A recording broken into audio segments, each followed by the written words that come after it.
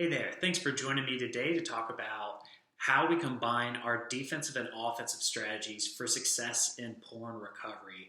I'm Coach Zack. I work for Dr. Trish Leigh at Brain Rewire. If you're wondering where she's at right now and why I'm here instead of her, well, if you missed my last video early this week, I was talking about how, unfortunately, Dr. Leigh has been a little under the weather. And so she wanted me to come in and talk about this particular topic with you. And I'm super excited to talk about it because combining your defensive and offensive strategies is imperative in getting away from porn and staying away from porn and living a healthier life. Okay, so if you saw my other video, you heard me talk about. I've been watching the show Last Chance U recently. It's on Netflix and it's talking about football players and basketball players all over the country going to junior colleges in hopes that they'll be able to get into Division I schools and hopefully one day play sports professionally, right? And what you see in these shows is that, let's take football for instance. You have the offensive line, you have the defensive line. And when one of those lines start falling apart, when they don't do their job right, then the game starts going sideways on them, right? If you're playing a great defense, but you're not scoring any points on offense, you're going to lose the game.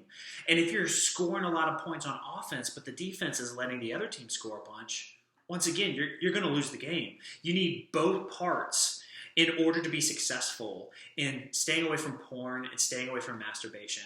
And so before I joined this organization, before I joined Dr. Leigh, I was all about defense. That's where my mind was at. Dr. Leigh jokes on me that I'm the defense guy, and it's right. When I was going through my life, I was going crazy about it, right? I had a flip phone way longer than it was cool. I kept putting off getting a smartphone. When my game system became a problem, I got rid of the game system. When the computer was a problem, I got rid of the computer. When the TV was a problem, I got rid of the TV. I just said, whatever I've got to do, I'm going to get this stuff away from me so that I don't have access to it. But unfortunately, what the problem is that I had spent so much time putting porn and lustful images into my head, lustful thoughts into my head, that, even without that stuff, I was still masturbating in my room or in the bathroom or whatever to images that I had seen in pornography, right? And so defense is important. It was super important. So I'm going to start with the defense, but then we're going to talk about offensive strategies. And what I learned as I began to incorporate offensive strategies as well to help me so that I could stay away from porn, stay away from masturbation. So first, let's talk about defense because it is important. Right? And so one thought I have for you today is talking about beware of what you watch, okay?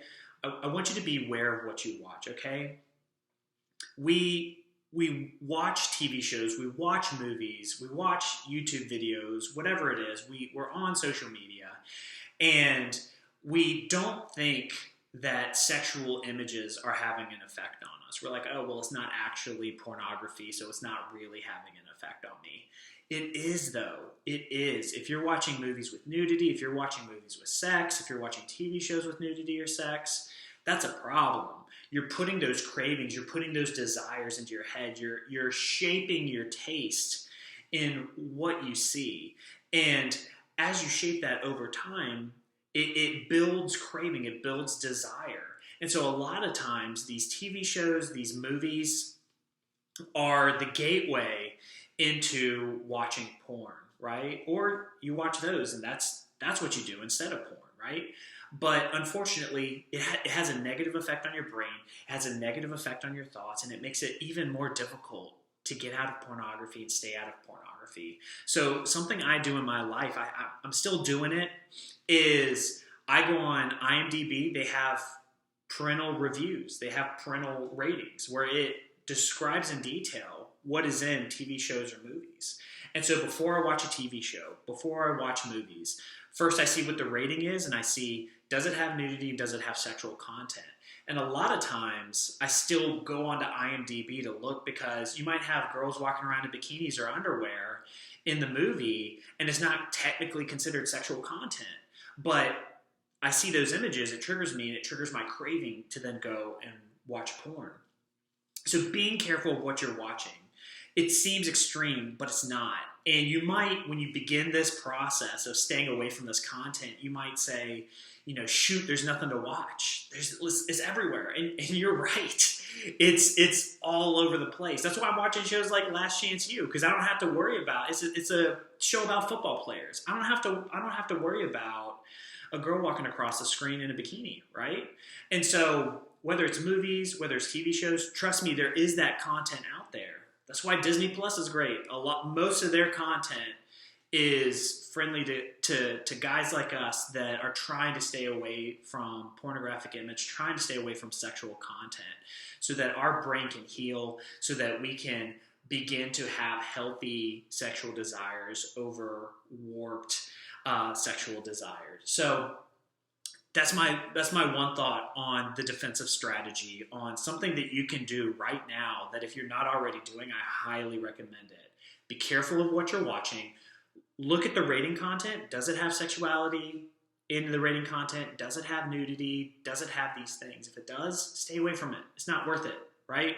There's plenty of other things to watch that doesn't have that content in it, okay?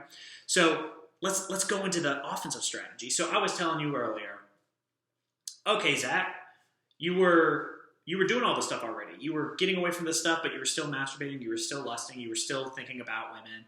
And yeah, that's true. That's because my brain was seeking after dopamine. It was seeking after all that heavy stimulation that I used to get from watching this content, right? And so you have to begin the process of replacing the old way that you would get dopamine with new ways that you can get dopamine, with healthier ways of getting dopamine. So I want to break this down into two types of people, because a lot of my clients kind of break down in this way, where you have some guys that are too busy. They got too much stuff on their plate and they're highly stressed, right? They work all the time. They're always going. They stress their brain out. Then their brain starts craving dopamine, right? Because their cortisol levels, their stress levels go up.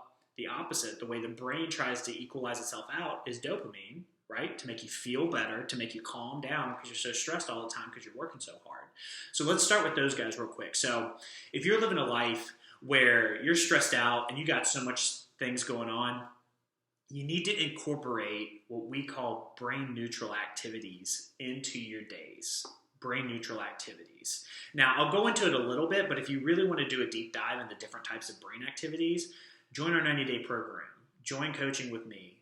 We'll go in depth about this stuff, but I'll give you a little bit about brain neutral activities. So brain neutral activities are essentially ways to give your brain a break. So I'll go through my day, and I've got podcasts playing in my ears. I've got videos playing. I've got music playing. I've got TVs going, all this stimulation all the time. And I learned that I need to give my brain a break. If you're running your brain all the time, you're running it ragged, and it's having a hard time keeping up with all this activity. So it actually stresses the brain out, right? Because you're not giving it a break, you're not giving it a rest. So one thing that you can do, and it sounds simple, but we don't do it a lot of times, right, is taking a walk outside, right? You go outside, you get sun, you get vitamin D, it's a mood booster. I found that on days where I go and I work out in the mornings with my buddies, I then come home and I take a walk outside for 20 or 30 minutes. I find that those days are more productive, right? And it's crazy. You think that you're like, no, I don't have enough time to do all that. But if you look back in the early 1900s, you had Henry Ford. One of the ways that his business blew up and became so successful, and that we still know who he is today, and we still buy cars under the name Ford, is that he actually shortened or helped popularize shortening the work week to 40 hours a week, right? He had people in his factories working longer and longer hours. And what he found is that they were more productive when they shrunk it down, but were dedicated and worked hard in those 40 hours, as opposed to longer hours where they just didn't have those breaks. And so if you're stressed, if you've got a lot going on, you need to cut some things out and insert some time, like time taking a walk outside, to give your brain a break, to give you a break. You can do it in the middle of the day. If you are at your workplace, go outside for 15, 20 minutes. Just go for a walk outside, right?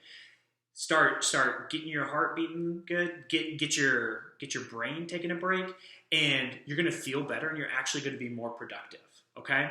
So let me talk to the other category of people. So we also have people that are bored. And I have a lot of clients like this where they don't have enough things in their schedule. And so boredom triggers them to want to go look at pornography. So if that's you, sign up for an activity. I don't know if I've talked about this in previous videos, but one of the things that I did in the past was I said, I want to run a marathon. I want to be able to do this. So what did I do? Well, I bought my tickets to Vancouver. I partnered it with something I would enjoy, which is travel. So I booked tickets to go to Vancouver, and I paid for the marathon. You have to pay like $100 for it. So I paid all this money. So now I've committed to this thing. And so if you're a person who doesn't have enough things going on, if you're bored and you know that that's kind of your trigger to want to go watch porn, sign up for classes, sign up for activities, pay a little money to get into it. Because once you do that, you're more committed. You're more committed to doing it. And as you give yourself more things to do, that's less time that you have to watch porn. It seems easy, it seems obvious, but a lot of us don't do it. We let ourselves watch a lot of TV, play a lot of video games, watch YouTube videos. We do all these things to entertain ourselves instead of doing something that's healthier and productive. So find a thing you could sign up for, find an activity, find an event, find a thing that you can begin doing to keep you from being bored. If you need any extra help, let us know. We've got the 90-day program. It's awesome. It's everything you need to know about getting away from porn and staying away from porn. If you need extra help, I'm here to help coach you. I'm here to push you to be better, to become the person that you want to be with integrity and living the life that you love, right? So reach out to us based on what you need, and we're here to help. I hope you have a great day, and we'll talk to you soon.